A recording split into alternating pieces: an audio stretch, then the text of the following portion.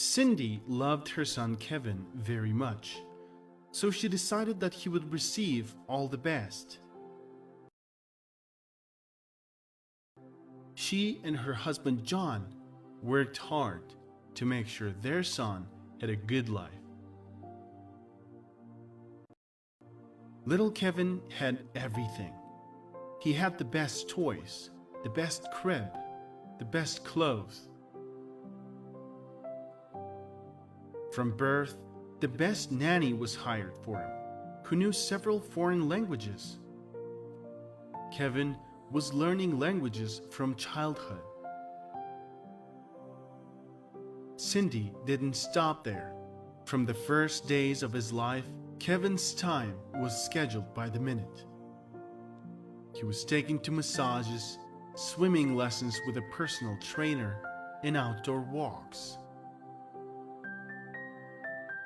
Cindy tried to spend time with her son,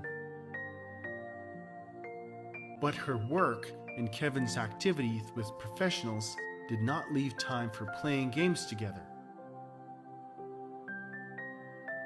When the time came, Cindy found the best daycare for Kevin.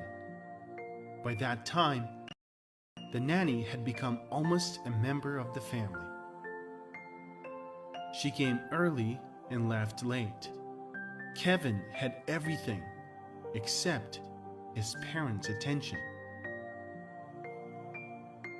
Time went on. The kindergarten organized a holiday for Mother's Day. Children took their mothers on stage and recited poetry to them. Cindy, John, and Kevin were going to the party. But the boy, learning that the nanny would not go, burst into tears and said that he would also stay at home. The family decided to take the nanny too. The nanny and Cindy stood with the other moms backstage. It was Kevin's turn to recite the verse. Kevin walked towards them from the other side of the stage. His mom spread her arms out for a hug, but the baby walked past her. He walked over to the nanny and took her hand.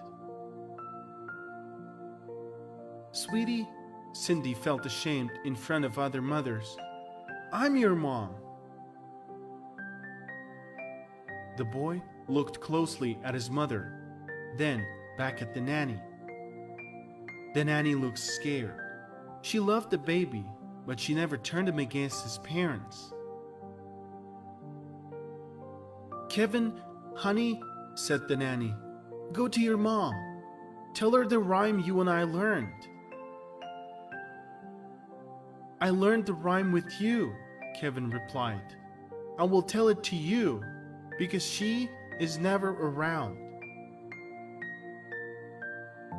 Cindy looked at her son with tears in her eyes. She was very ashamed. The nanny leaned over to Kevin and said something to him. The boy sighed, but returned to Cindy and led her onto the stage. He read the poem better than other children, and then gave his mother a bouquet of flowers. On that day, Cindy realized that she needed to devote more time to her son. Cindy reduced the number of her son's classes and training and began to work less. From then on, her communication with Kevin was a priority. She and John began spending time with their son more often. For a child, it's not the price tag of gifts and brands of clothing that's important, but parental attention.